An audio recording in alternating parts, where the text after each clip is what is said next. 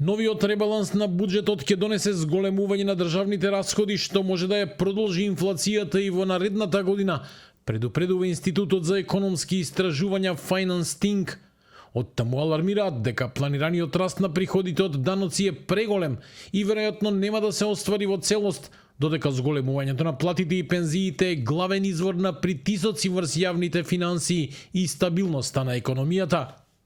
Овие укажувања се материализираа бидејќи инфлацијата во првите 5 месеци од 2025 година изнесува 3,7% и останува високо упорна и покрај рестриктивната монетарна политика и владините мерки за замрзнување на маржите и цените во сегментот храна, со заекнување на експанзивност и фискалната политика преку ребалансот на буџетот, упорноста на инфлацијата ќе остане и во следниот период. Покрај тоа, Finance Think посочува дека растот на трошоците за стоки и услуги е голем, а дел од овие средства се користат за договори на дело што може да доведе до неправилности, особено во изборна година. Од друга страна, опозицијскиот СДСМ подготвува над 160 амандмани за ребалансот, меѓу кои и барањето за издвојување 20 милиони евра за помош на семејствата на загинатите и повредените од трагедијата во Кочани.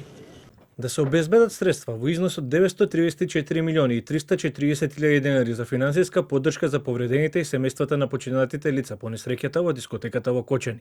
Да се обезбедат финансиски средства во износ од 305 милиони и 40 илјади денари за семејствата на лицата кои го загубија животот како директна последица од несреќата. Ова е една од најголемите трагедии во поновата историја на државата, со длабоки човечки, социјални и економски последици за целото општество. Лицата кои се здобиле со трајни инвалидитет како резултат на несреќата имаат право на еднократен паричен надоместок во висина пропорционална на утврдениот степен на инвалидитет. Дополнително, со два други амандмани партијата бара околу 30 милиони евра за зголемување на надоместоците за гарантирана минимална помош, лица со попреченост, туѓа нега, како и за додатоци за новороденчиња и деца. Новото прераспределување на буџетот кој е на пленарна седница на собранието утре предвидува повеќе пари за сервисирање долгови, покривање штети од елементарни непогоди и финансирање на проекти од ИПА програмата. Повеќе пари се одвојуваат за плати во кабинетот на председателот, Агенцијата за разузнавање, МВР и судската власт, а во некои министерства се забележуваат изголемување на капиталните расходи. Сепак, капиталните инвестиции остануваат на исто ниво како во претходниот буџет, а реализацијата до мај изнесува само 1/5 од планираните средства.